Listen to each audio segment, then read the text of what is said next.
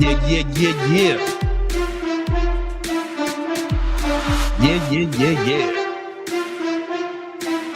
You know the vibes, that Victory Talk podcast. We experiment with the times. We moving the times around. Got to keep motherfuckers guessing. Now we just experimenting with some of the times. Maybe everyone's gonna like 6. I don't know. We're about to find out. Let's start the show.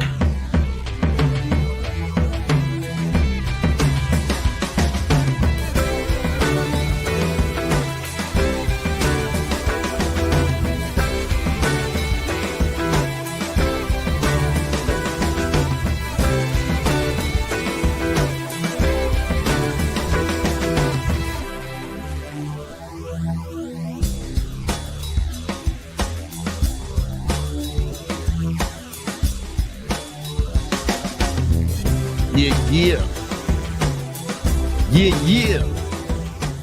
You know what it is. Another episode of the Victory Talk podcast. This is episode 249. Hey. We've been doing this for a long time. I am your host, Big Brandon Carter, King Keto, Gymnasium Jesus, Jesus de Gimnasio para mi gente, and the Southside Savior. You know what I'm saying? That's what they call me back home, Southside Chicago. You know what it is. You know, we live, coming in live straight from Miami, Florida.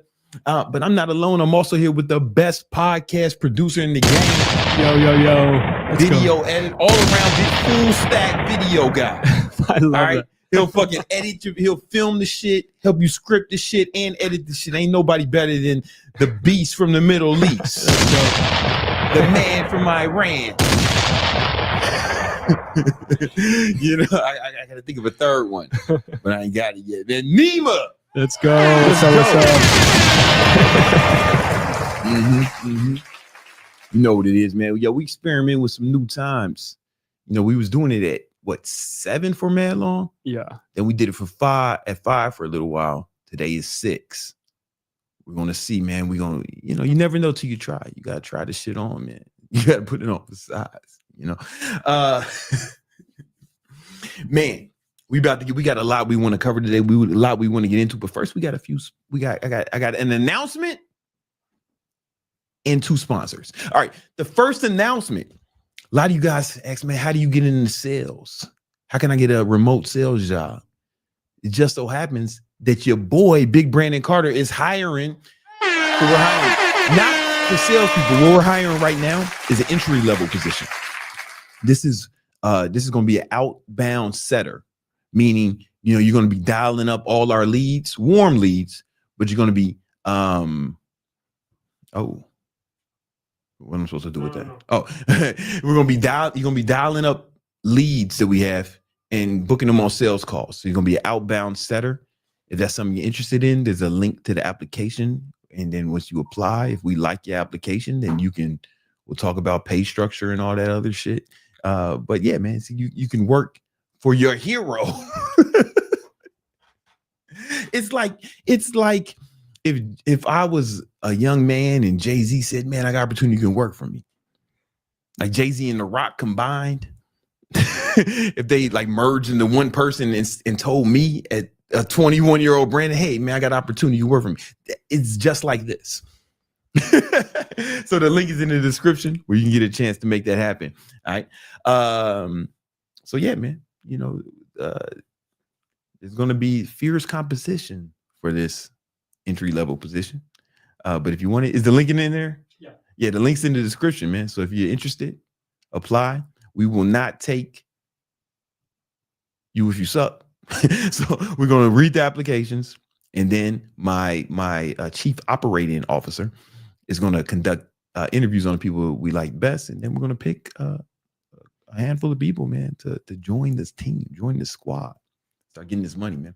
And if you want to get into sales, which is the best job in the world, in my opinion, if you want to get into sales, this is a good way to start your career off. You know what I'm saying? All right. So there's that. The link's in the description. Also, we got a few sponsors. We got a sponsor. Well, we got just one sponsor today. We just one sponsor today. Dot Repellent. Yes, thought repellent, the easy to apply spray to keep the hoes away. This is for ballers by ballers, right? Because every time when I do my cardio in the morning, one thing I've been doing, I put up 2 phones and I go live on Instagram and TikTok. And every time somebody asks me, man, how do I get some more girls, man? I'm like, bro, that's an admission of low status, right? And that's okay. It's good to know where you are, man. But you thinking about it wrong. You don't try to get girls. You become the kind of guy that girls try to get, right? Rich, ripped, and successful. All right. And if you do those things, then you won't have to worry about how to get girls. Girls will be coming after you consistently, right? The motherfuckers who are ripped and in amazing shape, ain't many of them in the world. Ain't many of them on earth, right? Only fucking 8% of the population makes over $100,000 a year. 8% of the population, right? And that's not even rich. Right? So imagine how many guys are rich, right? And then how many of those guys are ripped? Yeah. So if you are that, you every girl's dream, and they're gonna be all over you. And that's why you're gonna need thought repellent. Right? Thought repellent is genetically engineered to keep the hoes away. Not all women, just the hoes, the sluts, the skanks, the skeezers, the Jezebels, scallywags, harlots, and hood rats. Right? It's been genetically engineered by Iranian scientists, right? To make sure this shit work. Now, here's the thing. I got some, but we don't have enough for distribution worldwide. We want to have enough for distribution, and that's where the super chats come in, right? That's where the super chats come in. We're about like 2 weeks away from having this. I think we're about 2 weeks away. Yeah, we should be 2 weeks away. We want to have this out by Thanksgiving. Yeah, this week we are 2 weeks away. Yeah, we want to have it out by Thanksgiving, but we need to make sure we get enough super chats for that to happen, right? So if you are ready to get thought repellent in your hands, leave a super chat. Leave a super chat, and you'll contribute to the fund. And because we want to crowdsource this, all right? We're about 2 weeks away. I think there's some heroes who have already contributed to the fund. Let's acknowledge those brothers. Let's go. So Korea sent a super sticker. Okay. I'll take it. Yeah. And then we have 3 super chats from Kaden, but they are trading related. Do you want to address them now? Oh, okay. Yo, Kaden, if we talking about trading, then I'll break those out when the homie Greg gets on here, because there might be some shit that, he's more well-versed than me. Yeah. Yeah, I'm going to keep them. So, all right. So we're going to holler at him in a minute. All right, guys.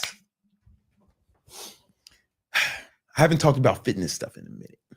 Right? This is going to be fitness, but fitness to get money. Let's talk about it.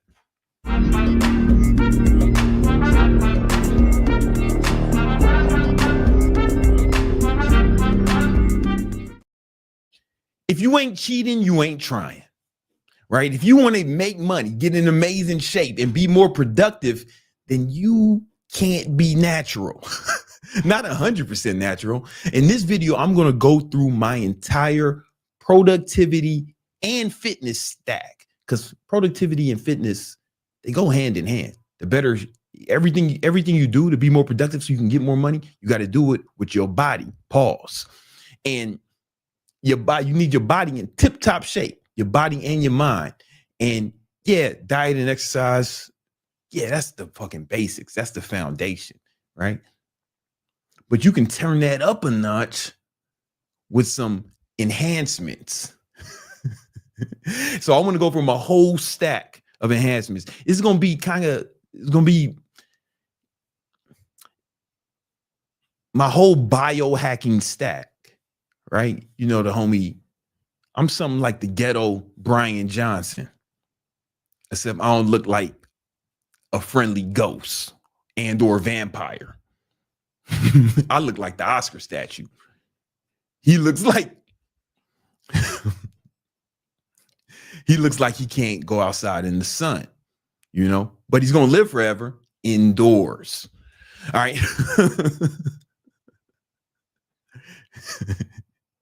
And you ain't going to have to eat just Brussels sprouts and pills on this shit, like OJB. It's going to be some gangster shit. All right. I'm going to give you my whole bio bro hacking stack. Maybe that's what I call it, bro hack, bio bro hacking. A lot of this shit you're gonna have to get from a doctor unless you know a guy. I get my shit from the doctor, but there is a guy you can find to get all this shit. But I do all my shit under medical supervision. Hey, real quick, just disclaimer for any YouTube moderators. This is not advice. You shouldn't do nothing I'm about to say in this video. I'm just telling you what I do, but you shouldn't do what I do. Why would you want to be like me? Multi-millionaire, multi-millionaires, single-digit body fat. Why would you want that? Don't do what I do. This is just for entertainment purposes. YouTube moderators, I'm not telling these kids to take all the drugs I'm about to tell them about. I'm just saying what I do. We're going to talk about peptides, PEDs.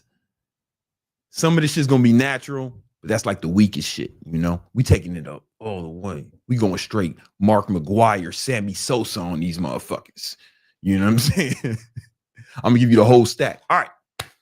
So here's my bio bro hacking get money stack. We starting off in the morning. I know some people have these wild ass morning routines where they got to make their bed and jump in a cold plunge, worship the sun, write in the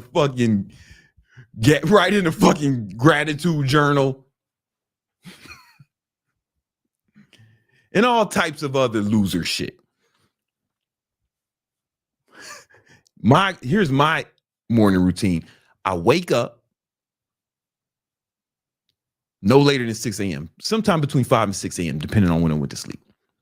Right? I immediately, people never talk about this with their morning routines. I immediately head straight to the bathroom because I got to urinate in the morning.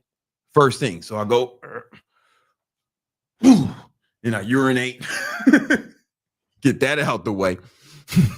And then I go drink some pre-workout that was made the night before. Yeah, pre-workout, first thing in the morning. Soon as I'm up. Why am I doing this? Because I want to wake up and coffee's not a fucking enough caffeine for the big dog. All right? Maybe for your bitch ass. But I need 300 to 400 milligrams of caffeine. I want to feel my eyeballs twitch a little bit when I wake up. Followed by, and I wash that down with something called Bronkaid. Bronkaid is an asthma medication, but it has a drug in it called ephedra. Ephedra is a potent appetite suppressant and energy provider. It gives you a bunch of energy. Okay, so ephedra, I'm sorry, man. Nima making me laugh. He doing wacky shit behind the camera.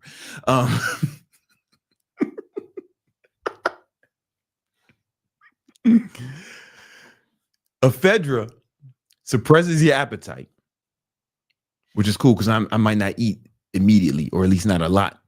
But it also gives you a ton of energy. So when I was a kid, every fat burning pill had ephedra in it, but they banned it for some reason. I guess some fucking people died or some shit. And they banned it in bodybuilding supplements, but you can still get it from behind the pharmacy. You just got to go show that bitch your ID. Say, give me some of that ephedra, ho. And she gonna look at your IG, scan it, make sure you ain't in the cartel or some shit. And then she gonna give you it. And it's super simple, right? Man, you can get that shit with 300 to 400 milligrams of caffeine. You are ready to go. All right. You are ready for anything. All right. And then I drink I have a water bottle, about 16 ounces of water. And in that water is that shit, LMNT, the watermelon flavor. I have a predisposition to liking. I have a genetic predisposition to loving watermelon. So I choose that flavor. That's my preferred flavor, but any of them will do. And I drink that in a minute because I want to replenish my electrolytes and shit. So this is how it starts off. The stack starts 300 milligrams, 3 to 400 milligrams of caffeine, an electrolyte packet, and ephedra. Before the sun rises. Then I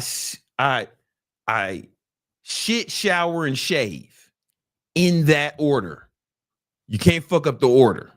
It's very important. Shit, shower, shave. I shave my whole head, everything except my eyebrows. Right? Here's the thing, though. One thing I learned, those who go shaving your head, every once in a while I have to relearn this lesson. No matter how good the song is, because I play music while I'm in the shower. You know? I got a morning playlist. No matter how good the song is, don't dance while you're shaving your head. That's how I ended up with these scars. Dancing while I'm shaving my head. Don't do that. I don't care how good the song is. I'm over here.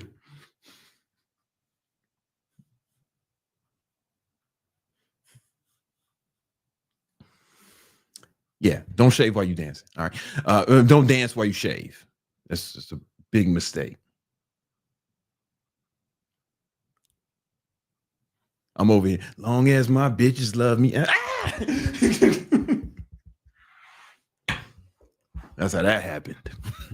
Anyway, by the time I'm done shitting, shower, and shaving, the pre-workout starts moving. It's starting to move through my bloodstream. It's just beginning. And before that shit kicks in, I go eat. You know, I probably had my first meal, 2 cans of sardines real quick. Right? Sorry, it is important. We're going to talk about diet, but one thing is important is I don't eat carbs. I do the ketogenic diet. We're going to talk about how that can help you with your mental performance and your health in certain aspects for a lot of people. But we're not going to get into that. Just start off with 2 cans of sardines right out the motherfucking shit. And the reason right out the can, the reason I like sardines is because it's perfect keto macros. No carbohydrates. Well, yeah, perfect keto macros and no fucking prep and no cleaning. Just open up the can, eat it with a plastic fork, throw the can and the fork away, and then I'm ready to get it going. All right. Then I start doing cardio. I do about an hour of cardio on my exercise bike. Bicicleta ejercicio para mi gente. And I'm on that shit while I'm going live on TikTok and Instagram simultaneously. I got 2 phones to do that shit. And I use y'all as my entertainment while I'm doing cardio because it's kind of boring. So I kind of use y'all for entertainment. And in return, I answer y'all questions. It's a symbiotic relationship we have. All right. Then I do that cardio. Then I have my first meeting with my sales team. Then it's time to start taking some more drugs. All right. So twice a week, I inject testosterone. Yeah. Twice a week in my butt, not the booty hole, man. Stop being weird, on the side. And,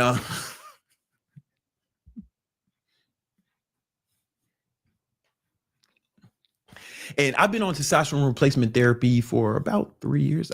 4 years now. Like I started right before I turned 39 because every man's natural testosterone starts to drop at age 30, 100%. Right. And my testosterone, it wasn't like crazy low. It was in the normal range, but it was at the low end of the normal range. Right. And the doctor said, hey, you can either wait till this is a big problem or you can make sure it's never a problem. And I said, well, what would be the benefits if I got on it now? He said, you'll probably have more energy. I said, give it to me. Right. he wasn't even done talking. But then he said, you'll probably have more energy. And it's probably gonna be easier for you to stay ripped and put on a little bit of muscle because your testosterone will be higher. And you'll have your mood will improve and you'll probably get better sleep. I said, yeah, sign me up, man. What are the fucking what are the cons? Well, there's got to be something negative. He said, well, the only thing you really have to worry about is if you want to have kids, you're going to have to come off it. I was like, whoa, hold the fuck up. Did you just say this shit's going to make me better, stronger, faster? And I won't be able to get no girls pregnant? You should have led. I was like, yo, my nigga, you should have led with you won't be able to get girls pregnant. That's a feature, brother. That's not a fucking side effect. That's a benefit. I'd have been taking this shit since I was fucking 16 if I knew it was male birth control. Give me twice the amount. No, but anyway, so they prescribed it to. I've been taking that ever since. And yo, as a result, I've had so much more energy than I did. Like I have energy like when I was in my 20s, because that's when my testosterone was at that. That's when my testosterone was presumably at the same level. Right now, I'm still in the normal range. Like I'm in the normal range, but I'm at the high end of the normal range. Before I was at the normal range, I have way more energy, way more focus, way more drive. And I sleep better. It's been all around positive experience for me. Made way more money. It's fantastic. I would not suggest you get on testosterone. Well, first of all, you got to get it from a doctor. So a doctor has to prescribe it unless you know a guy, but I get it from a doctor. They do my blood work every 90 days to make sure I'm healthy. And they adjust how much I take based off my blood work. Right. So there's that. Don't even consider this shit unless you are over 35. Straight up. Don't even consider it once you are over 35, because once you on it, you got to stay on it. Right? It's not some shit you can just do intermittently. Right? Once you on it, you on it. So I would just, man, because you probably don't even need it if you're under 35. Right? Like if you're under 35, your testosterone is probably the same as what mine is right now. I'm old, 43. I'm 43 years old. So I had to take testosterone replacement therapy to keep my testosterone where yours is naturally. Right? This is not the level of steroids. I just want to be clear about that. I'm still in the normal range of testosterone. All right. We try to keep my shit around 800 to 900. We try to keep my testosterone level around 800 to 900. That's what the doctor is, and they have to adjust it depending on what's going on. All right. So twice a week, I'm injecting that testosterone. You feel me? And I've also been experimenting with a peptide called tesamorelin. All right. I don't know if it's doing fucking anything. I'm gonna be honest with you. I don't know if it's doing anything. So I can't recommend it strongly, but I'm experimenting with it. I'll keep you posted. Right. So I take that testosterone, but I also take 3 times a week. I inject B vitamins in me. The tube, it should be looking red. It looked like I'm injecting. You ever seen Blade? You guys might be too old to see. You might be too young to see the movie Blade, but he was a vampire and he had to inject this shit that was like blood in him. I don't know. So he stopped from eating everybody. I don't know. But anyway, it looked like that. And I inject that twice a week, and that B vitamins that gives you more energy and shit too. Right. And then I probably just work for hours, depending on what it is. I trade, I work, blah, blah, blah, working for fucking hours. No, I'm working until about 11. And at 11, that's when I eat my first real breakfast, which is going to be a keto breakfast, usually about between 6 and 8 eggs, maybe some avocado, maybe some steak, depending on how my girl feels like getting it in, but they have steak and eggs, or just eggs and avocado, a big salad. You can eat green vegetables on keto. A lot of people don't know that. It's a misnomer. And a bowl of berries. Berries is the only fruit you can eat on keto because they're low glycemic index. And the reason I want to eat this stuff is because calories will determine your body size, right? If you don't get enough calories, you're going to get small. If you get a lot of calories, you're going to get big. The macronutrients will determine your body composition, right? Macronutrients are proteins, fats, and carbohydrates. And your micronutrients will really play a big role in your energy levels and how healthy you are and how good you feel, right? So it's calories, macros, micros. And I want to make sure I'm getting enough micros. So I eat a big salad in the morning and berries. And that's going to handle the majority of my micronutrients every day, right? And the macros, that's pretty much handled by the steak and eggs I'm eating. I get the fats and the proteins. I don't get a lot of carbs. There's not a lot of carbs in the salad, and there's not a lot of net carbs in the berries, right? Here's the thing. There's some carbs in the salad and berries, but they're very low on the glycemic index, meaning they don't spike your glycogen. Now, here's the thing about energy, guys. If you want to have more energy, you really have to control your glucose levels. Like, you motherfuckers will eat goddamn children's cereal and a muffin for breakfast and wonder why you don't have energy. Wonder why you're not motivated. I'll tell you why, bitch nigga. Because when you eat simple carbohydrates, or just carbohydrates in general, what happens is they convert into glucose or glycogen, right? When your blood glucose levels go above 110, your pancreas will secrete a hormone called insulin. Insulin's job is to take all that extra glucose out of you to keep you alive, because if it doesn't, you die, right? And the problem is it takes the glucose out indiscriminately, right? It's going to take as much of it out as it can, and it'll take it from your brain and everything else. So you had these fucking spike in glucose, then you have a huge dip in glucose, and that's why you get tired after you eat. Doctors call this the itis. And what happens is you just a little after you eat a big meal, you just kind of that does not happen to me, because my glucose levels never get out of control, because I don't eat a lot of carbs, right? I'm not saying you got to go keto like me, but this is a fucking cheat code. Eat the carbs after you're done working. If you're going to eat carbs today, just eat them when you're done working. I promise you will get more done during the day if you don't eat carbs during the day, especially simple carbs. If you want to eat carbs, save that shit to the night. I promise you'll be more productive. And there can be benefits of that, because those carbs will make you sleepy from the glucose spike. You might sleep better. It might be a good thing, you know? But again, you don't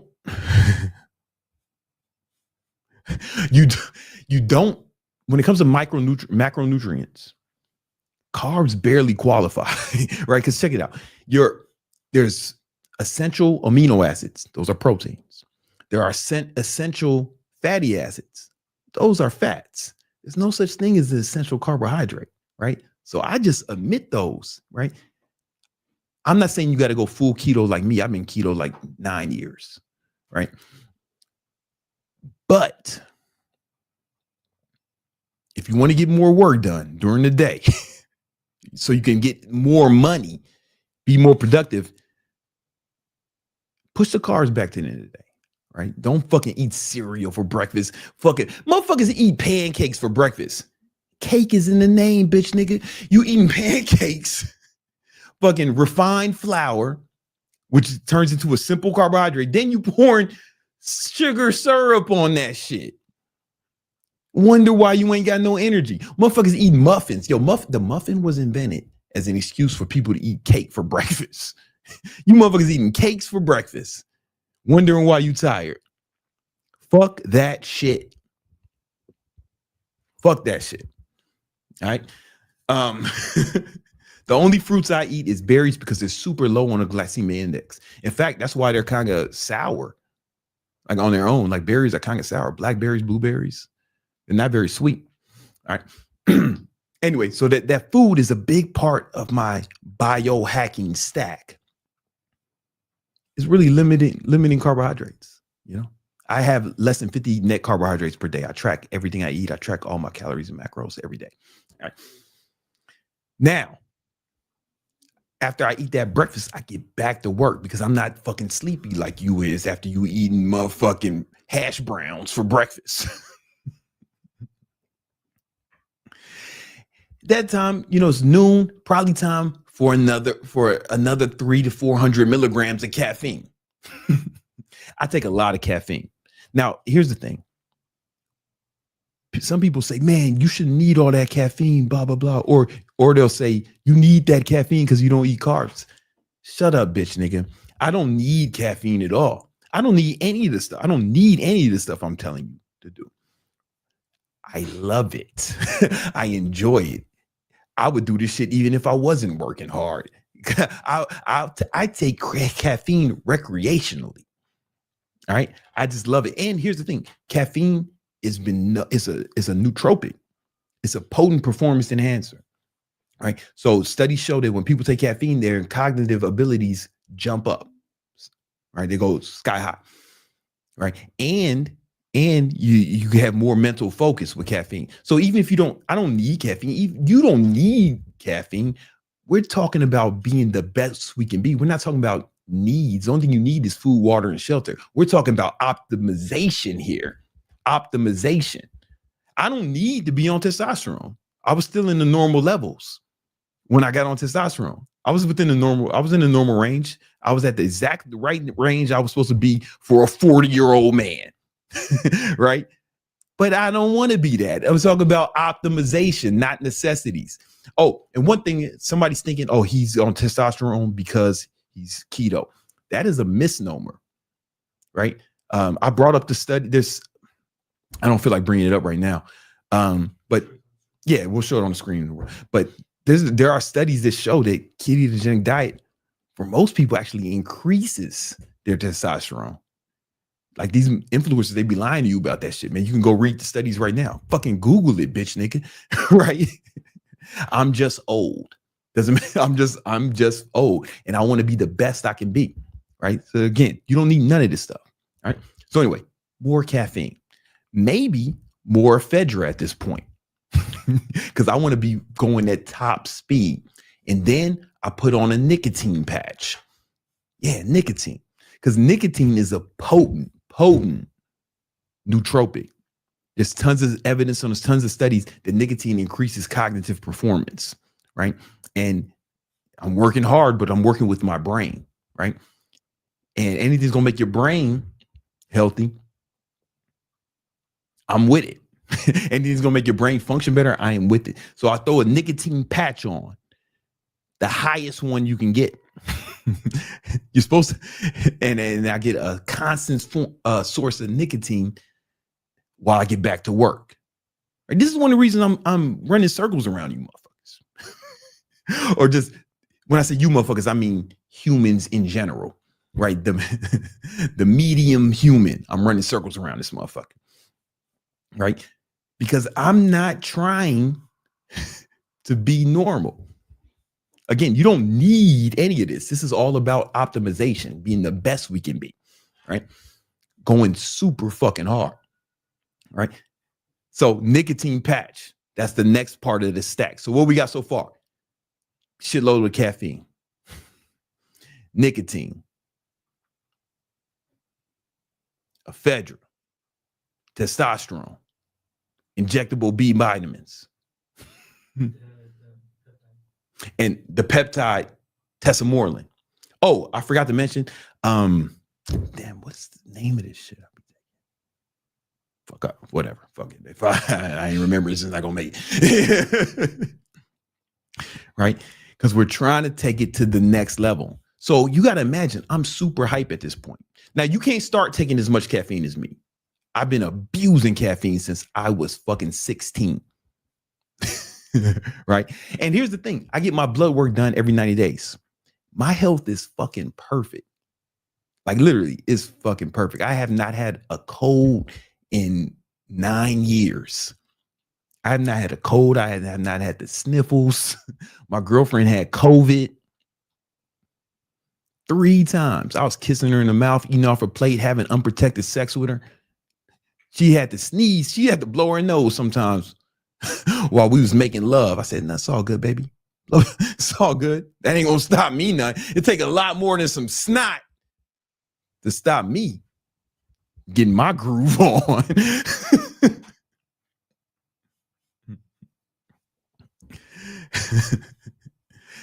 Yeah, I'm been sick in 9 years. So it's not just about, I'm not doing any of this stuff at the expense of my health. Like my cardiovascular, I have EKGs, my heart is in, even though I'm taking tons of caffeine, somebody think, oh, you're going to have a heart attack. No, I've had EKGs. I have my heart examined many times. My cardiovascular health is like, it's better than good. It's like superior. Everything is like fantastic. My cholesterol is in a perfect spot. My skin looks better. Oh, so let's talk about skincare real quick before I get into the rest of the stack. Sometimes people ask me, hey, Brandon, what do you do for your skin, man? How do you look so young and luxurious all the time? You know, what do you do for your skin? Nothing, just a ketogenic diet. Yeah, there's tons of studies show that keto clears your skin up. So even if you hate keto for whatever reason, if you got skin problems, acne, shit like that, go keto for a month. All that shit will clear up. I promise you. There's studies to prove it. You know, just go keto for a month, right? Because what is acne? Inflammation, right? It doesn't, if you're not spiking your glucose, there's no inflammation, right? It keeps inflammation low, right? And so your skin will just naturally clear up. I don't do shit, you know? And when they put animals on a ketogenic diet, they live longer, healthier lives. This is proven. Like they put some rats on keto rats. Presumably they got ripped too, but they live like longer and healthier. You got to remember the ketogenic diet was invented by doctors in 1920 to cure kids with epilepsy because the pharmaceutical drugs at the time were a little too harsh for the children, right? So they put them on keto because keto is actually good for your brain, right? They found that the ketogenic diet was good for your brain because what happens is you're not getting glucose like you are on a regular diet. So in the absence of glucose, your liver produces ketones. It turns fat into ketones, and that's the new fuel that your body runs off of, right? But what they notice is that ketones are really good for your brain, and they cure kids' epilepsy. Adults too, like, you know, and it's actually used to treat a lot of psychiatric disorders, man. This guy, he was on Huberman. He's the head of the Harvard University psychiatric division. And he said that he's treating people with fucking everything from depression to actual schizophrenia, like straight crazy motherfuckers. He's treating them with the ketogenic diet because it's good for your brain.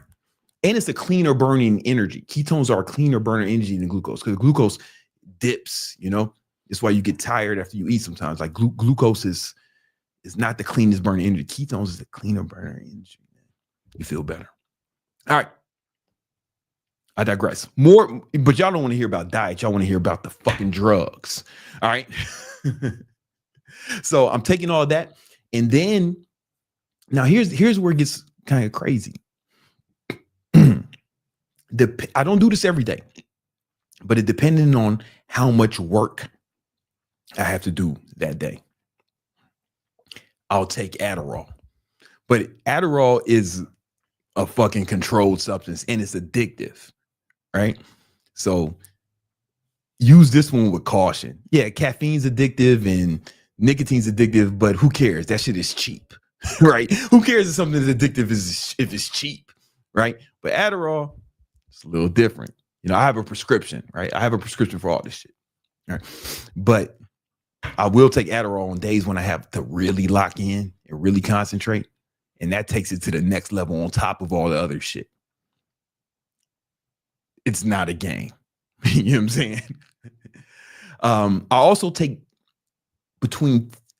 about 10 grams of creatine each day. Now, you only need 5 grams of creatine for your muscle, but if you want it to improve your brain, you need to take higher doses. So you can take up to 20 grams of creatine per day, every day, and it's fine for your body. It's safe and effective. But what they notice is when you start doing high dose creatine, it actually starts improving your brain function. So it improves, it helps with your mood and it helps with cognition, right? So I don't know why I don't take 20. I need to, you know what? As of today, I'm bringing it up to 20, but I've been taking 10 grams of creatine for years, every day. right? 5 grams for the body, another 5 for the brain. But I'm about to take it up a notch because I've read some more research, right? So it's about to be 20 grams of creatine, right, per day, right? And that's most of the supplement stack. And Nima, will I leave anything out? Oh, then I got to go to sleep. So I'm working all day. And then, I probably don't eat another meal till dinner, right? So I'll have like, if I need a little snack, I'll get some almonds, maybe a protein bar or a protein shake, right? But I kind of just snack during the day on keto friendly foods because I don't want to have to stop to eat. I want to keep working, stay in deep work, get more done. Eating takes time. So I just eat some almonds, boom, back to work. Right. And then at dinner I'll have my big meal. Like it's probably my biggest meal of the day. And it really depends on what it is, right? Today is going to be a bunch of chicken thighs, a bunch of pulled pork, and a huge salad. So I eat 2 big salads a day for the micronutrients more than anything. I eat 2 big salads a day. You can eat salad on keto. People don't know that. You can eat green vegetables almost as much as you want on keto and you'll be fine. So that's what I'm gonna have tonight. A huge salad, bunch of chicken thighs, which is my favorite part of the chicken, and some pulled pork. I'm hungry just thinking about it. Then it's time for the nighttime supplement stack. All right. Because I want to sleep good. You got to sleep like a fucking boss. And here's what the nighttime stack looks like. It starts off with I take magnesium, helps you sleep. It helps you magnesium, L-theanine. L-theanine just helps you calm down your nervous system. Ashwagandha does a lot of the same shit. And I take and then Unisom. Unisom is like Tylenol PM, but it's without the Tylenol. It's just the PM. You know what I'm saying? So I take that before I go to sleep, and I sleep like a fucking rock. I'm sleeping like, it takes me like about 5 minutes for me to go to sleep. Like my Oura Ring tracks it. And my deep sleep is like really good. I get like 2 hours of deep sleep per night and about 2 hours, 90 minutes to 2 hours of REM sleep per night. And this is me only sleeping 6 or 7 hours every night. But it's not about the duration of the sleep. So some people think it's about the duration of sleep. It's about the quality of the sleep, right? How much REM sleep and how much deep sleep you got, right? The light sleep is not as important. It's cool, you know what I'm saying? But all I need, I've optimized my sleep so much that I'm good off 6 or 7 hours of sleep. Now, another thing, I am older than you. So the older you get, the less sleep you need, right? So judging from my YouTube analytics, you motherfuckers is kids or young men, right? And you probably need more sleep than me, right? When you're first born, babies sleep like fucking 20 hours a day or some shit. They barely awake. They just wake up enough to shit and cry and then go back to sleep. And then, kids, like grade school kids, they need like 10 hours of sleep on average. High school kids need close to 10 hours of sleep. As you get older, you just need less and less sleep. So I may actually need less sleep than you because of my age. But man, my sleep is so effective. I track it with my Oura Ring. So some other things I do to make sure I sleep well is, one, blackout curtains, make it pitch black in the crib, right? Also, I turn the AC up to it. If it was up to me, I'd make it around 60 degrees in that bitch. But my girl can't take it. So we compromise around 64 degrees. But I also have this thing called a chili pad. So it's a kind of a mattress pad that goes on your mattress, and it's connected to this contraption that you fill up with water, and it's running cold water underneath you all night. What does that do? Well, you ever flip your pillow over? The cool side of the pillow, it feels pretty good, right? Well, imagine if your whole body felt like that all night. Because the cool side of the pillow is only fucking cool for like a few 30 seconds or some shit. then your body heats it up. But the chili pad is like a thermostat, so it just keeps it that cool all night. And I sleep. Once I got the chili pad, bro, my REM sleep and my deep sleep went through the roof, right? And that's why I don't need as much sleep, because I'm optimized with it. And that plus the supplements I take before I go to sleep, I'm in good shape, man. I got my shit dialed in, right? So basically, about 1,000 milligrams of caffeine a day. You got to work your way up to that. Most of you guys, you can't handle that. You know, and that's cool. You don't need it. Take as much as you need, right? Ephedra 2 to 3 times a day. Nicotine patch, testosterone, tesamorelin, injectable B vitamins, Adderall when I need it. Then at night, Unisom, L-theanine, magnesium, ashwagandha, and yo, that's the bio-bro-hacking, right? That's bio-bro-hacking right there. It's lit. It's lit. This shit is kind of expensive. I'm gonna be honest with you. All this shit is expensive, man. But I'm rich, so it's all good. You got to make it your own. You got to.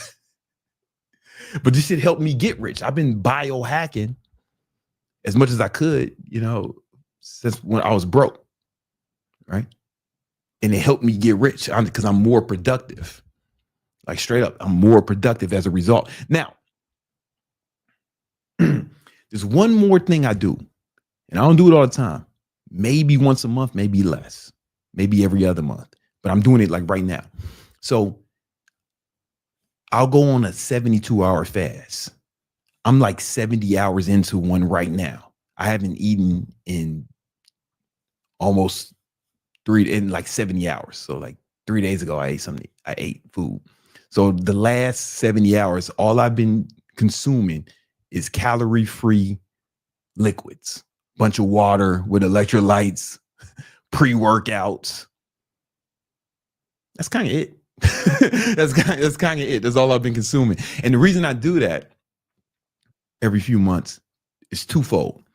So when I film like a lot of my content, especially a lot of short form content, I film it in bulk. Like I'm filming like between 40 and 80 pieces of content at once. Then I send it to the editors and shit. And a lot of times I have my shirt off in that content. Right? I want to be super ripped for that shit. So that 72-hour fast, I get fucking super shredded during that time. But more importantly, I try to schedule that at the same time where I'm tackling a lot of big projects that I'm working on. And I got way more time during the 72-hour fast to work because I'm not spending time eating.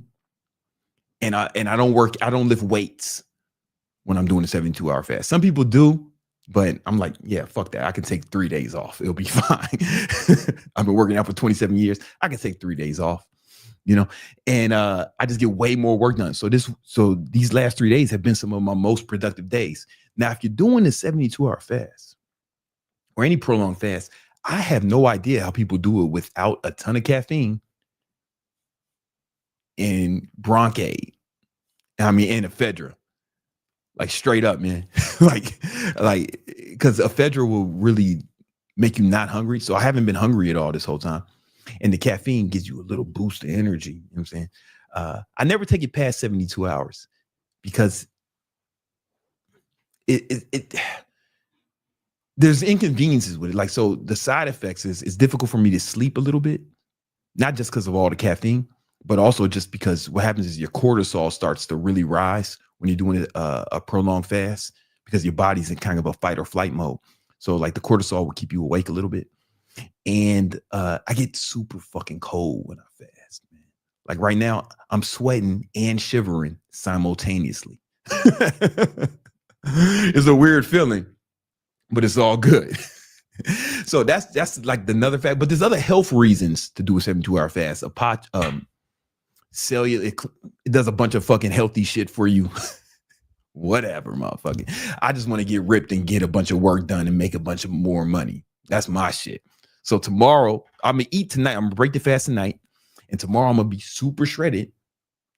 Tomorrow and the next day, so I'm gonna film like fucking somewhere between 40 and 80 pieces of content. And I'm gonna look super shredded for it. This is cheat codes, man. You know what I'm saying? It's a cheat code. But none of this would matter if I didn't have my diet and my workouts locked in, right? If you want some help with that, I am taking on a few online training clients. If you want me to come up with a plan to help you get in amazing shape, there's an application somewhere where you can learn more about it and apply. Now, if you do apply for the application, you're going to get sent an automatic text message first. If you don't respond to that text message, I'm going to ignore your application. It's almost like a test. Respond to that fucking text message, or I'm just going to ignore your application 100%, like pretend it didn't even fucking happen. All right. All right, let's get it. Yo. We guys. Hope that was helpful. Was that a good video? Was that good content? I feel like I gave them all the drugs I take. I don't do it. Oh, you just got to add this somewhere. One thing you should know, I don't do any recreational drugs. Even though I mentioned a lot of drugs, I don't do any recreational drugs. Like I'm not out here doing coke and Molly or no shit like that, smoking weed or nothing like that. And I don't drink alcohol. That shit slows you down and fucks you up. I stay away from all that. I think that's another reason why some people say I look younger than I am. Everybody I know who looks really young for their age, they don't smoke or drink. My grandma lived to be 97, and she never smoked or drank in her life, and she looked younger than 97. She was looking at least motherfucking 78. You know what I'm saying? When she passed. So that's a cheat code, man. Get rid of the vices. Hey guys, let's talk about making some money.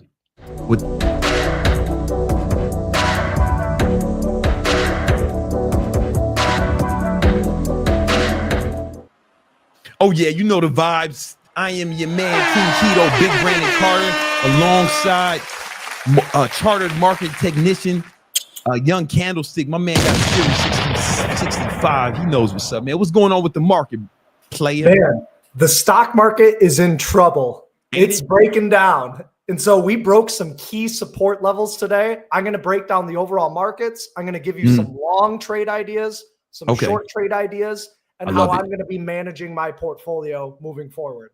Hey, let's get it, man. Tell us about the market. What's that SPY you got up? Yep, I got S&P 500. This is a daily chart. If I don't specify the time frame, it's a daily chart. So each candle represents 1 day of price action. Okay? So today we had a big down day. It's down 1.07%. The market's down about 3% from its all-time highs. And the reason I say that the stock market's in trouble is because it failed to hold the key support level, which is its prior all-time high. Okay. And so we've been kind of all over the place, green, red, and we're coming back into this volatility box.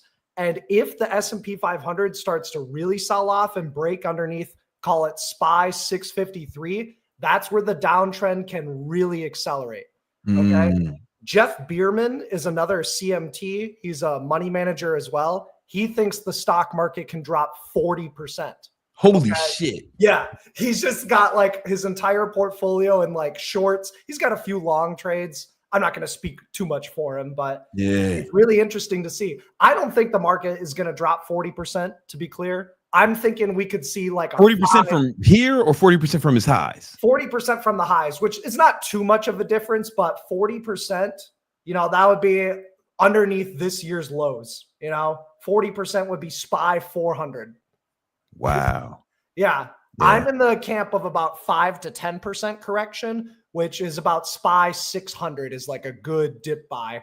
40%, that puts us at like, 400, 420, something like that. 400 to 420. At that point, we're splitting hairs, Yeah. So shit's going down. I'm not saying that it's going to do that, but we are starting to see some weakness. We can see that the IWM did do its bullshit little false breakout where it made all-time highs and then just zipped underneath.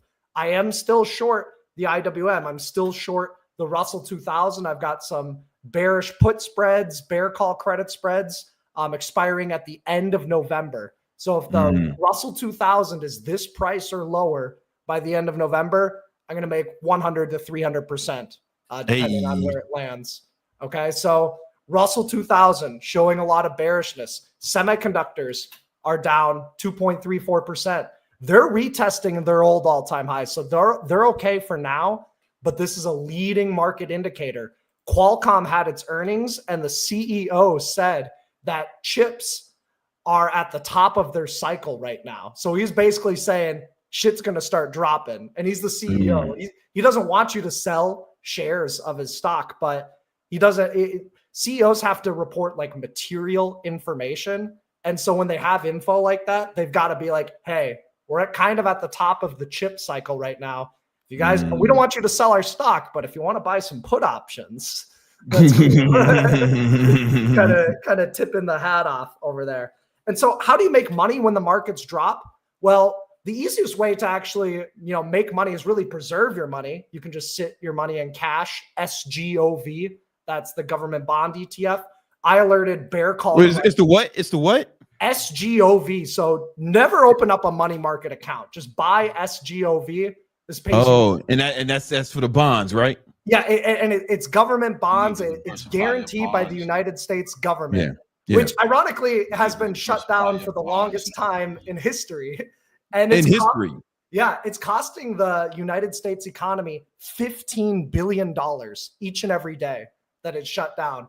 And that's going to affect companies' earnings. That's going to affect the purchasing power of many consumers. But regardless, SGOV pays 0.38% per month or about 4.5% per year. It's as safe as the United States dollar. Okay. Oh, wow. So, all right. So, it's basically like a savings account.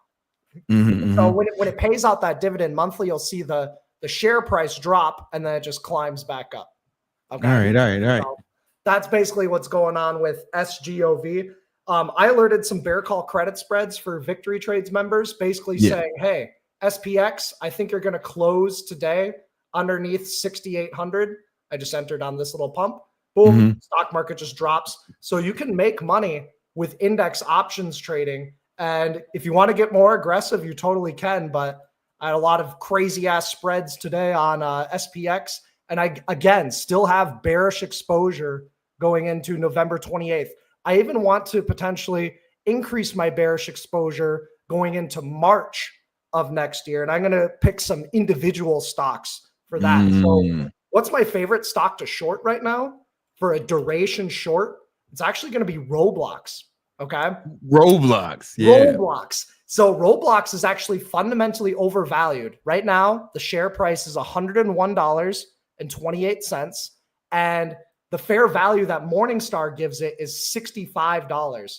So stock is likely to be 40% lower within 6 to 12 months. So knowing that, I could maybe look at going out to something like, at the end of 2026, and I could do something like buy the 90 put and sell the 65 put. This is a bearish put debit spread. And it's not super advanced, but it's pretty cool. So I can risk about $1,000. That's my risk on this spread. But $1,000 turns into $2,500. Yeah, I like that. It's a pretty good risk to reward. You just need Roblox to slightly drop. You start to break even if Roblox drops like 10 to 15%. And you can do one of these, you can do 10 of these, you can do 100 of these. You know? So you can just size up onto that trade, and that hedges a portfolio. So if you got your other long stocks and long ETFs, long crypto, this hedges that portfolio and it stabilizes it if the market is going to have a decent downturn. And Roblox could even drop even if the market doesn't drop. So that's what I like about it. Oh yeah, it's just because they just suck. They just suck. Yeah, it's this whole run up was a bunch of bullshit. Yeah, kids love this shit, man. My niece and nephews, man, they always playing this fucking bullshit ass looking game, and I'm like, some fucking like this shit looks fucking. What is this fucking Super Nintendo? This shit looks like it's from the 80s. Yeah, they should just go outside and play some football. Yeah, man, these kids need to go outside, man. Get outside. And think about how strong of this is a moat. How easily is this business model copied? It may be hot for the next few years, but eventually something else comes along. Technology improves. Is this really the best long-term stock out there? No. So I'm going to short the shit out of it. I like a price of $111 per share shorting. Okay. Okay. So if it starts to reject up there, cool. Because it could bounce short term. It is dropping on declining volume, which tells us a bounce could be coming. And it is oversold right now. So I'll just wait for a bounce. So that's that side of things. I still do like longs on AI data centers. I am long on NBIS. This is Nebius Group. This is an AI data center. And this is the second largest AI data center compared to APP. So AppLovin. This stock used to be overvalued, but now their earnings are growing into their valuation. So that's why the stock is still performing pretty well. It's tricky to buy this up here, but it could break out if it breaks above 650. So those are two potential long trade ideas. Okay. I like some oil stocks. I like DVN. This is a little bit more defensive, but DVN pays a solid dividend. And it's just going horizontal right now, but I do think the share price could start to appreciate over time. So you get paid while you wait. So that's DVN. You can also wheel that as well. China was actually green today while the United States markets were red. Jensen Huang, the CEO of NVIDIA, was saying that better watch out for China. They're starting to win. He said that today. Yeah, I did see that. Yeah, he's saying they're starting to win the AI race, and it's reflected in the charts right now. One stock that I'm doing an interesting strategy on is called XPEV. This is the stock, and I'm doing what's called a PMCC. Now, that's an acronym for poor man's covered call. Basically, what it is it's a cost-effective way to wheel a stock without actually needing to buy 100 shares. So what you do actually is you go out and you buy a leap call. So I'm long the January 2026. This is technically isn't a leap call, but for demonstration purposes, I'm buying the 24 call. Okay, cool. That's going to cost me $270. But each and every week, I can sell the weekly covered call and I get cash right in my pocket. So this week I'm collecting $19 or 19 cents, and I'm agreeing to close out this trade if it gets up to 26. Next week, I just keep that long call on the January 16th, 2026. I can just sell another covered call. So basically I'm spending about $300, and each and every week I'm getting $20 in cash. After 10 weeks, I've got my entire investment paid for, and I've got a free long trade on the stock. Okay? As long as it doesn't crash, that's the thing. See if it doesn't crash. As long as it doesn't crash, I'm okay. So that's a strategy that you can implement if you're looking for weekly cash flow. I do like Meta long term, but the chart is that shit is dropping. That's a fucking falling knife, right? A falling knife. Let the knife stab a few people first. You know what they can't get right, man? What's up? I just feel like they've been really losing this AI shit so far, right? Don't nobody use Meta AI. That shit is free, and don't nobody use it. You know what I'm saying? Right? Like I don't know anybody who's like preferred LLM is Meta AI, right? And then they played that big.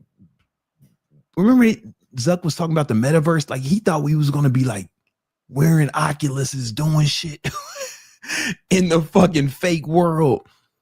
That shit ain't there. I don't know one person who uses an Oculus or any VR device every day.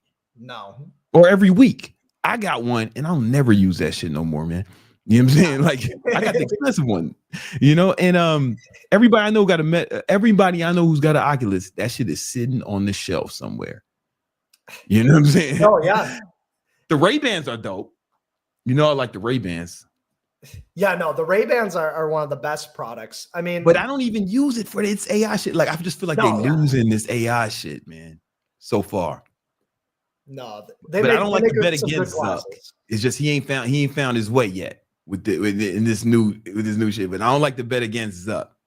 Yeah, a lot of their revenue does come from Instagram. Those ads, Instagram ads. Well, yeah, Facebook ads too. Facebook still has a huge usership. Like I know young people don't use it, but it's still like huge. And it's like when you're in the ads manager, when you're doing ads in the ads manager, you can just click a button, put it on Facebook and Instagram simultaneously. Like, and there's no reason not to do both.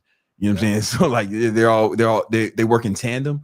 I mean, that's a huge that is their ads revenue. It's an ads based model. You know, what I think is going to be a problem for them is ChatGPT. Is they're working on an ad? They hired a bunch of people from Meta, but on the ad side because they're going to start rolling out ads on ChatGPT. But the thing is, ChatGPT knows everything of like it knows all types of shit about you, even your deleted texts. Even your deleted chats, like it knows all type. It knows your fucking fears. It knows what you're struggling with. Your motherfuckers are uploading their health data in that shit. Yeah. So the ads cannot get more targeted than on ChatGPT because motherfuckers are using it like their second brain. It's an extension of themselves. People are having relationships with them, man. They know what kind of freaky shit you into. Yeah. You're gonna be able to do NS. You're gonna be able to. In December, you're going to be able to have like sex with it, like texting sex with it. Is going. They're doing all that. They were inspired by Gronk. Gronk lets you get nasty right now. Damn. Yeah. But anyway, it's just like I just feel like that's going to listen, man. As an advertiser, someone who uses Meta ads a lot, I'm excited for. I'm super excited for ChatGPT ads to come out because I just feel like it can't get more targeted than that. That's true. I mean, do you think that ChatGPT can release that personal data? They can, right? So they don't release it, so it doesn't work like that. So even when you're in the Facebook's ads manager, it's like you can target people by interest, but it doesn't tell you who the people are or what they were searching that lets them know you were interested in there. Right. So I mean, we don't know how ChatGPT is going to work out, but if it works like Google ads or Meta ads, it's like you just hit interest and it knows who's interested. It don't know why. Like, for example, if I'm selling sex robots, right, and I put out some, I run ads on OpenAI, it's going to target people who are I can say people who are interested in robotic sex, right? Maybe that's a category, and yeah. If it's not, it should be. And it's not going to tell me who was interested in that or what they were searching. Does that make sense? It's not it's not precise like that deliberately, But that is one reason. Like I have when I have some sensitive shit, I keep that. I run local LLMs. Like when I put my health data in there, like I'm not giving that shit to OpenAI. You know what I'm saying? Or even like Terminator comes out, they can't get you. Yeah, even like my son's, like I have on my local computer, not connected to the internet. I have not connected to any. It's just local. I have like my son's doctor shit, his grades. Like I have a whole AI shit. I can when I ask questions about my son based off his data that I get from his school and his doctors. But I don't want like OpenAI to have that shit or fucking even Google to have that shit. Because if I put that shit, I listen, I know they haven't said it, but we know Google's doing that shit. So you search some shit in Gemini, and then all I got to do is go into the AdWords manager, and if I'm selling, you can't sell sex robots yet. But if I'm selling, say I'm selling thought repellent, right? And it's like I can target people who have too many bitches, right? It's not gonna tell me why it knows you have too many bitches, but maybe that's some shit you was asking about in Gemini, right? And it knows exactly to hit you. I know Gemini's already doing that shit. Yeah. I mean, when I say Gemini, I mean Google's already doing that shit. That's probably why everything is fucking down and look at Google stock. Yeah, straight all-time highs right now. Put it on the screen for them. Show them. They're already doing that shit. That's the game plan with AI. If you ever wonder why something's free, it's because you're the product. Yep. You know what I'm saying? So Google has a ton of information already. It knows everything you're searching. It knows everything you look at on YouTube.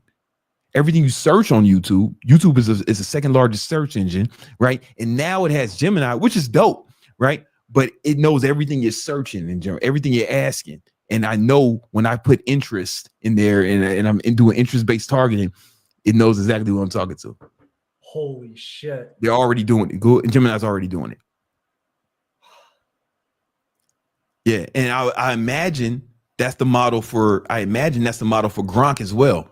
right? For X ads, you know, fucking it got all your Gronk information, and you asking on Gronk anything, you know, and people some wild shit on Gronk, right? So like if I was selling the sex robots, I'd go to Gronk because you can already fuck one of those characters, you know what I'm saying? On Gronk. I smell a business opportunity.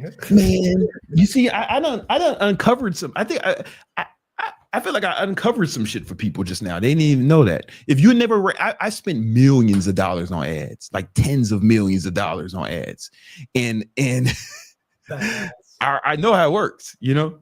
But the AI is different because people like they talk to AI, man. They give it their secrets. Like before, it was just based off what you were searching on, or maybe what YouTube videos you were watching, right? But now it's like it's personal. It's fucking like personal really now, man. Personal. Yeah, it's personal now. Anyway, what the fuck was we talking about? Oh yeah, show the Google chart. I like Google better than Meta because of this reason. Because Meta ain't nobody using Meta AI. Yeah, that's Google chart, right? Fucking right underneath all-time highs. It's up while everything else is down. Still my largest holding. I haven't sold really any shares. I've sold some leap call options, but Google buy zone 256. Yeah, man. If he gets back down there, man, like that shit is the shit. DCA, dollar cost average. Dollar cost average in Google, like especially after just talking through it right now, like Google's probably my favorite stock right now, man. Honestly, because of Gemini, because of the detailed targeting you can do. They make their money off ads. Why is Gemini free? Because you're the fucking product, man. Yep. I mean, there's a paid version as well, but there's paid versions of YouTube, still same shit. Yeah. Yep. They probably know so much even just off of like YouTube, like what you're watching. Oh yeah, they know a lot about you. So the ads is easy to the targeting is really profound. You know? Yeah, which leads to higher conversions and more money. Mm-hmm. Fucking right. All right. I think you have some super chats. People are asking some questions. If you got some questions about any stocks or security, you could ask Greg right now. Yeah. All right. I also wanted to shout out Leonardo. He said he super chatted the other day. He said he asked us how to stop over trading. He took the advice. Already making money. He's up $10. Oh, yep. I'm going to be putting it up. Yeah. Oh, he's going to put it on the screen. Yo, shout out to you, Leonardo. That's what's up, man. Hey, thanks for that $100 grand. Do other shit. While you're trading. Answer this next super chat while I'm doing. Definitely. What do we got next, Nima? What's next on deck? All right. We got Caden over here. He said, I spent lots of time going back to my strategy and I'm struggling the mental side of it. Just wondering if you have any advice on how to deal with losses and how I should look at it. That's a good question. I think there's a bit of a missing part there, but you know, there's the technical aspect of trading and then there's the psychological aspect of trading. And it's super important to log all of your trades because then when you log all your trades, you have data that you can look at. Is it the market or is it you? Are you holding the trades to your profit target? Are you, taking trades that you shouldn't? What part of the mental aspect are you struggling with?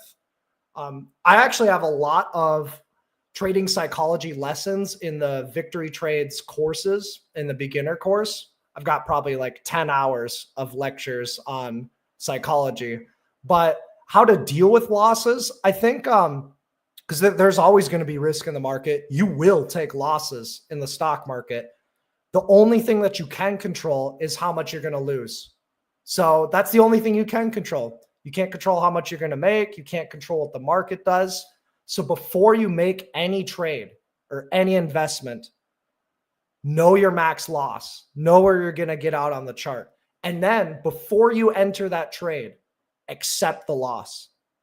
Like just imagine like that money's already gone. Okay. So that way, if the trade does lose, oh, hey, that was part of the plan. If it makes money, cool. Pleasantly surprised.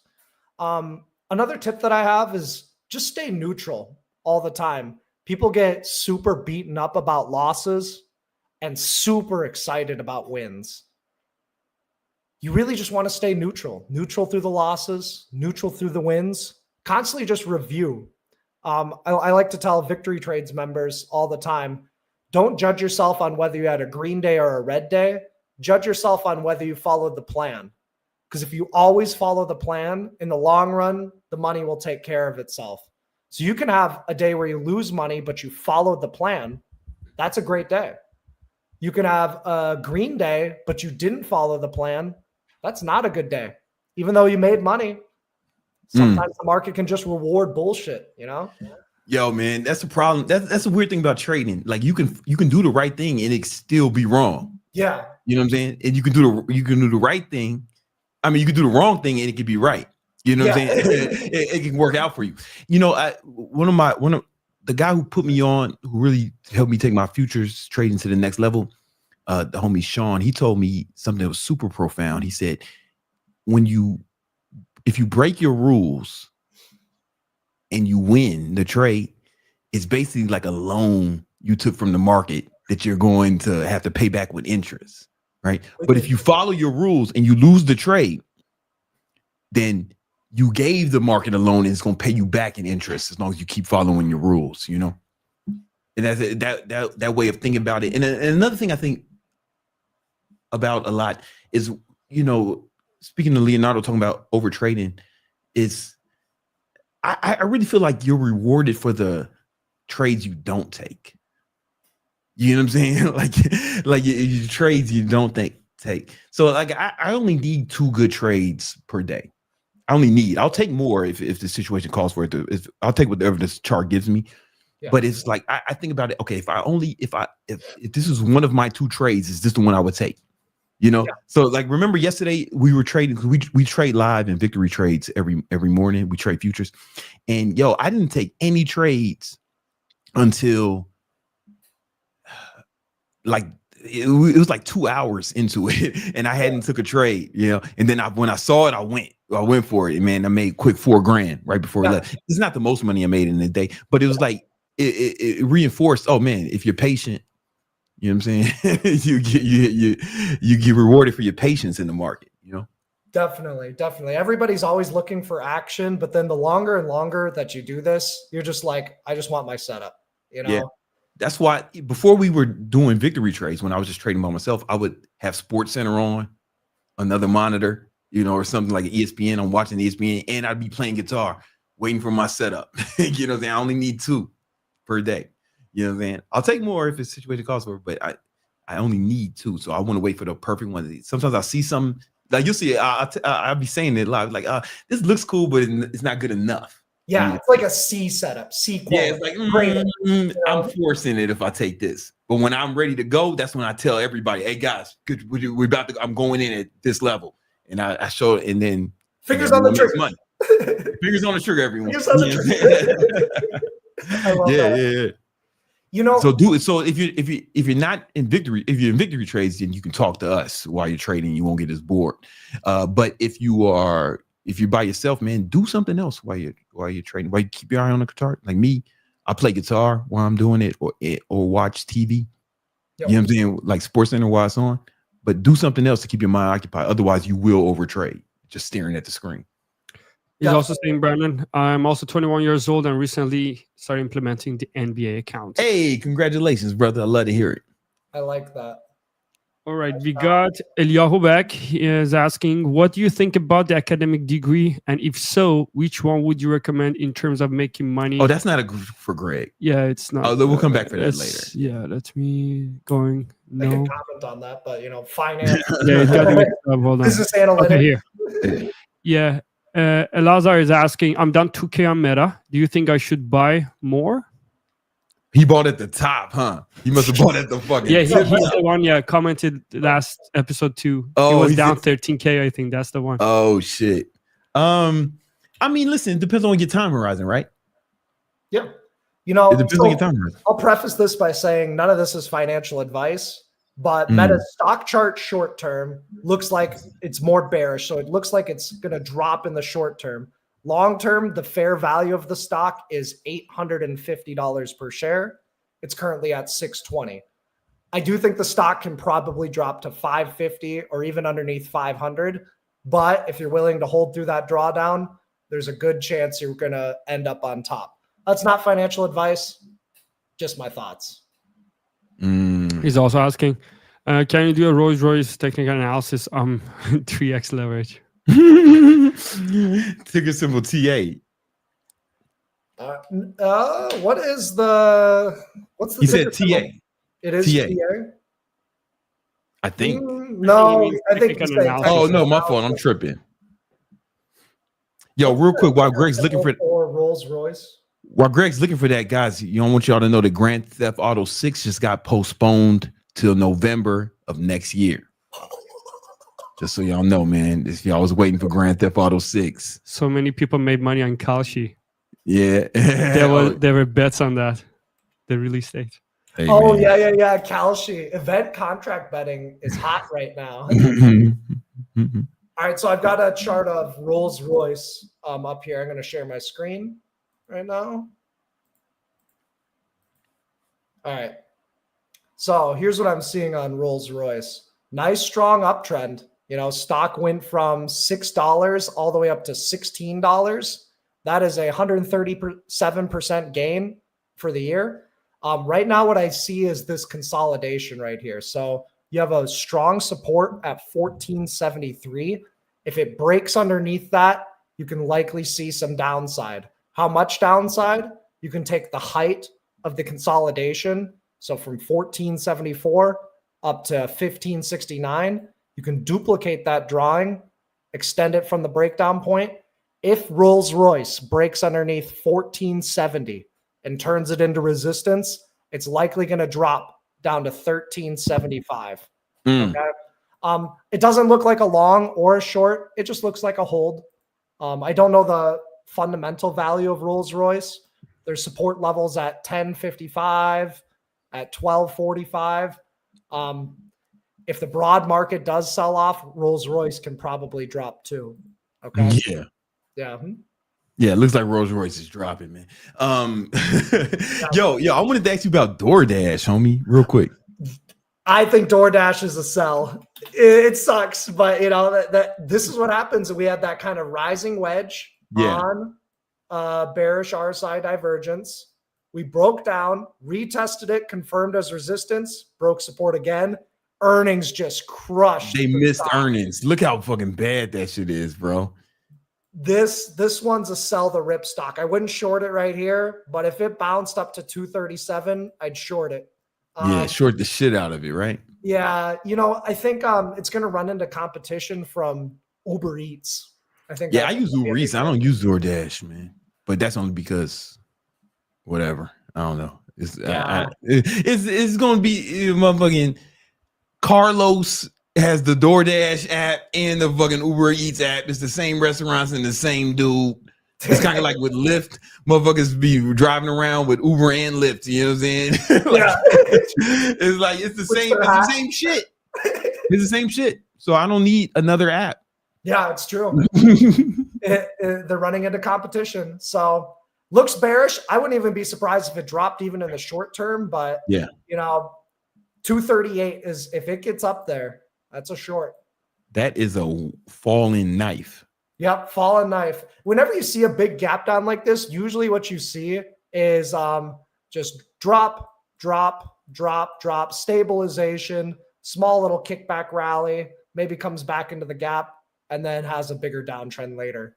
That's kind of, I'm not predicting, I'm just saying this is a frequent trend that you might see happen in the stock. Hey man, I would sell that shit. You got a super chat. So Mr. Out of Context is asking short crypto altcoins. Which ones? 90% of them? I don't fuck with all coins at all, man. I stay away from them motherfuckers, man. Yeah, because let's say you short it and it drops 50%. Cool. You can take profits. At any random point, though, these altcoins can just pump up like 500 to 1,000%. Do you really want to lose 10 times your money? It's too volatile, man. There's better shit. Yeah, the juice isn't worth the squeeze. Then you got to set up like a Binance, app and leverage in it. there's a lot of hoops and hurdles to be shorting altcoins. I would just better say, shit. yeah, there's way better ways to make money. Yo, I think we're gonna invade Venezuela, man. There are more fucking warships in Venezuela. It's like the biggest military. I talked about this last week, man. It's like, hold on, let me pull it up, man. Yeah, I think we're gonna go invade Venezuela. Like what you would. So yeah, I sent that to you, right? Let me find it. I was checking it out. How you spell Venezuela? VENE. Oh, yeah, there's a lot of fucking vowels and consonants in that shit. Yeah, it reminds me of the middle school spelling bee. VENEZUELA. Yeah, so that's all right. You just kind of need to visualize it. Yeah, I've been waiting for this shit to pull up. But yeah, this shit's getting crazy, man. Let me show you something. Yeah, you can share it. History is repeating itself. For the first time in decades, U.S. bombers are flying near Venezuelan skies under the same old pretext. Oh, that's an old one. Hold on, let me find a newer one. Yeah, there's an updated one. Breaking news, Venezuela has just declared war on the United States after accusing Trinidad of acting as a launch pad for American military forces. Earlier today, a U.S. warship docked in Trinidad's capital, now positioned just 10 miles from Venezuelan waters. In response, Venezuela has cut off a major gas deal and deployed its Russian-made S-300V and BKM-2 air defense systems. The United States has warned it will strike if Venezuela takes any aggressive action, while B-1 bombers move toward Puerto Rico. Both nations are now on high alert, and tensions across the Caribbean are reaching a breaking point. Breaking news, Venezuela. That's not even that was 5 days ago. I want to find one that's like more recent. This one? What was the one? Tensions are escalating after two Venezuelan military. This is. Oh, hold on! Don't show my screen. Let me find the one I sent Greg. Yeah, you can just pull up our Insta DMs. Let me find what I sent you, because I was like, yo, how we make some money off this shit? All right. Breaking news. 10,000 more troops have arrived off the coast of Venezuela, and the invasion looks imminent in Trinidad and Tobago. Off Venezuela, 10,000 more Marines have arrived, including a new naval fleet, as well as some hidden aircraft, most likely bombers. Also, the airspace over Puerto Rico has been closed down as a national defense airspace, and this landing strip is a hot and ready fuel strip, which means aircraft can land and keep their engines running for quick missions. GPS disturbance off Venezuela is at an all-time high, with 2 aircraft carriers near the country and a third on the way from the Caribbean. B-1 bombers and B-2 bombers are in the skies on their way, and this is one of the biggest strike packages that America has ever assembled since World War II. Trump and Rubio remain adamant. Right now, there is no attack on Venezuela. We are not planning one, even though this is the biggest military buildup since the Iraq War.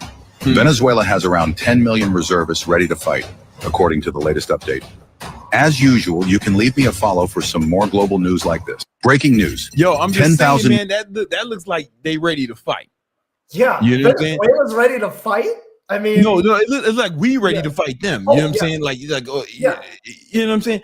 And it's so 2 things. One, if there is an invasion in Venezuela, yo, we can definitely expect some downward momentum in the stock market. Yeah. Right, for sure.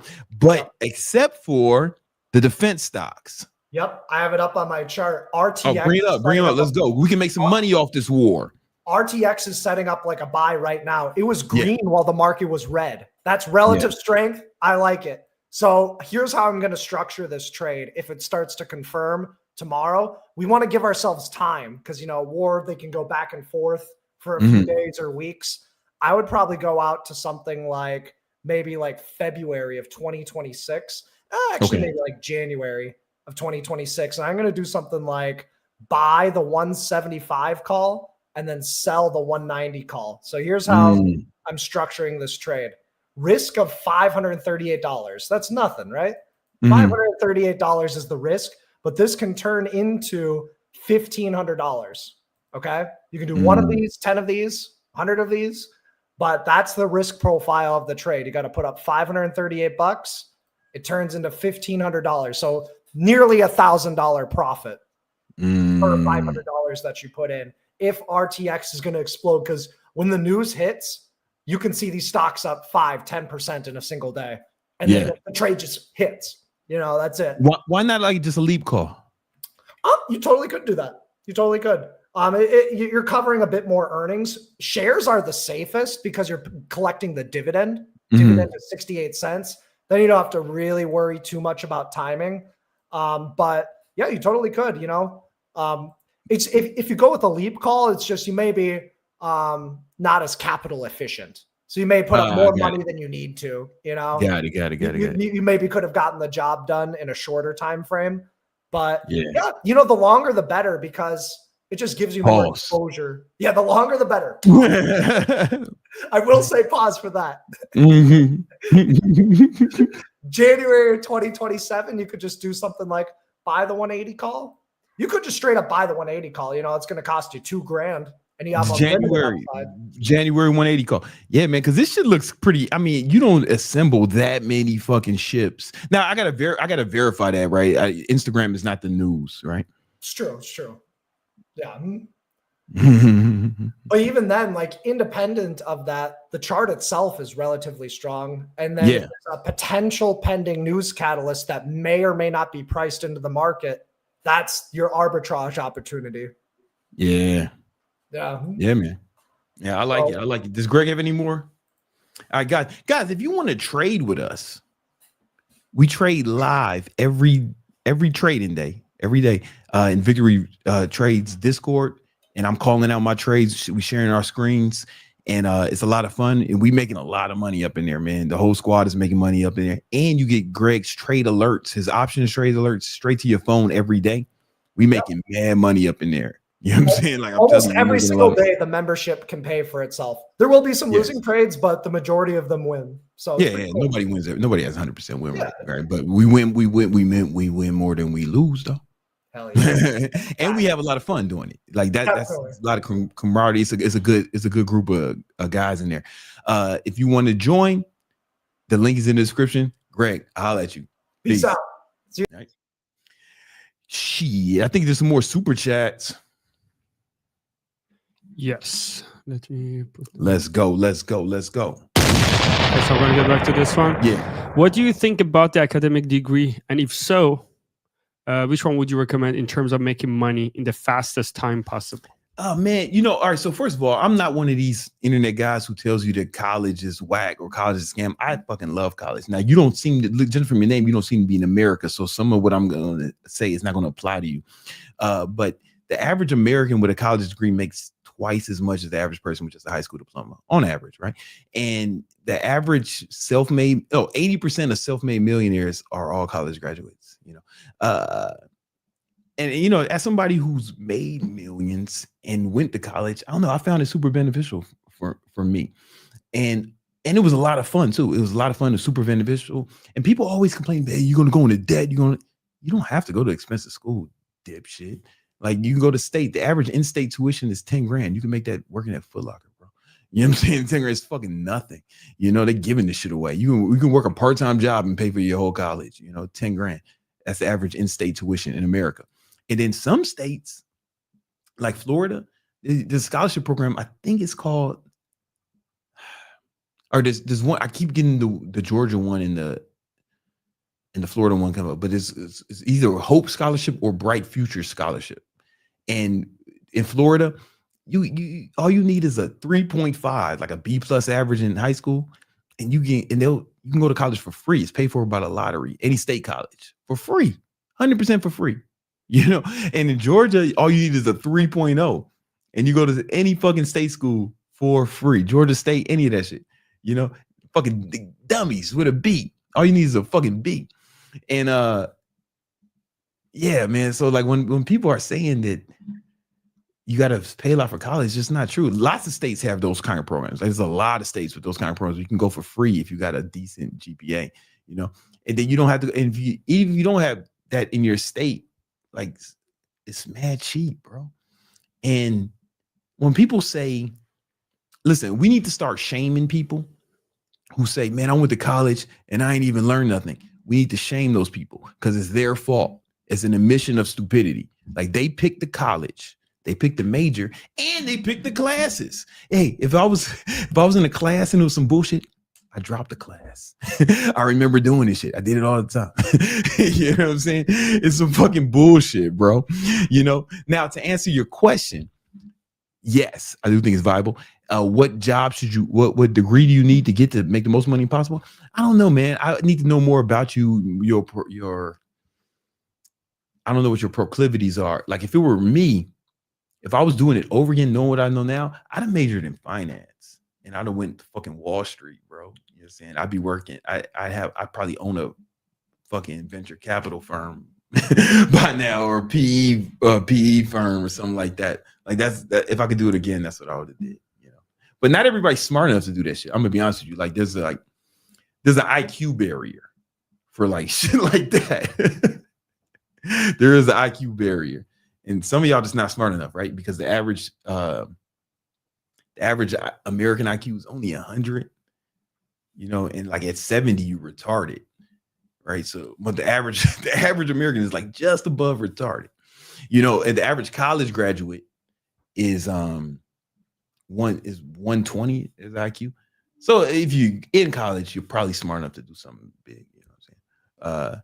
But a lot of people who talk shit about colleges, they might not just be smart enough to go, man. Like that's a thing. It's like not everybody's smart. And it's okay, you know. What else we got? We got Alzar. It's an informative comment. He said, hello, it's me again. I'm planning on going to Miami. Hey man, like listen, I guess we just throwing out affirmations and shit. That's cool. You know what I'm saying? Yo, man, welcome. All right, so when you get here, you ain't gonna need sleeves. You know, it's 80 degrees in the winter. You know what I'm saying? Yeah, I'm gonna be in shorts on Christmas. You know what I'm saying? Any girl you meet who's a real estate agent and she's not posting listings on her Instagram, she's really an escort. There's some things you should know, you know? God, Rish, I'm upskilling my IT career and it's working. I straight up hate it, but I'm good at it. What advice do you have for people who hate their good career? So he likes it. He doesn't like it, but he's good at his career. Yeah. Okay. Yeah. Man, yo, switch your career, man. What the fuck? You know, like if you don't like it, it's like doing something you dislike for work is like a hell because you're gonna spend a third of your life working, right? And if you really dislike it, man, I can't think of nothing much worse than that. Spending a third of your life, the majority of your waking life. Right, because 1/3 of your life is going to be sleeping, the other third is going to be working, right? So you spend half your waking hours doing something you don't like. Yeah, I wouldn't. Yeah, you got to find a different way to get out of that. So you might have to learn a different skill set. You might have to, and just move on. You know, like honestly, if you hate what you do, you know, that's why it's like. I hope all you guys get to the point where you love what you do. People are like, yo, Brandon, you work so hard. All you do is hustle. It's like, but you don't understand. Like, I love this shit. Like, I love what I do. I always loved helping people accomplish their goals. That's why I got into fitness. You know, if you want to learn how to actually build a career, maybe not you, but anyway, if you guys want to learn, if you guys love fitness, then a good career would be an online trainer, man. Like, you know, I've helped over 15,000 people build successful online training businesses. And if you want to learn how, I got a free ebook, link in the description, called The 10 Commandments of Online Training. It gives you the basics, right? You know, it give you the basics, and then you can decide if it's a career you really want to go down. And you might read and be like, oh, I don't love this shit like that, you know, and that's cool. At least you can scratch that off the list. But the link is in the description. 10 Commandments of Online Training. We got one more. All right. Masada Context is asking, BBC, what's your opinion on starting an e-commerce brand? If you mean drop shipping, I'm not a fan of drop shipping, bro. If that's what you mean. If you mean starting your own brand, you know what I'm saying, or white labeling or starting your own thing and selling it online, then yeah, that's always going to work. People are always going to buy shit. You know what I'm saying? And they're always going to buy it online. So that will work. But if you're talking about drop shipping, drop shipping is only a viable career path if you love if you like love the idea of selling Chinese bullshit to old people, like if that's something you dreamed about since you was a kid, then there's no better career than dropshipping.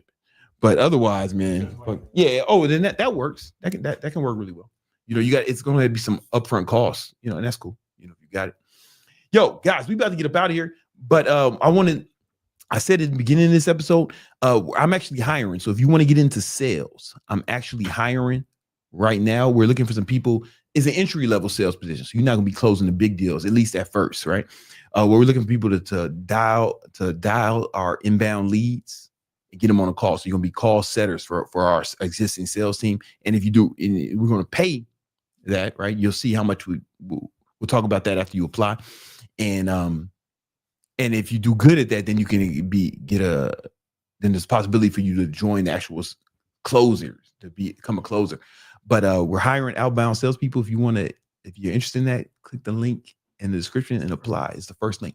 All right, guys, I'm gonna holler at y'all. This has been Victory Talk Podcast. We're gonna do the next one Tuesday at 5. We're going back to 5. All right, y'all.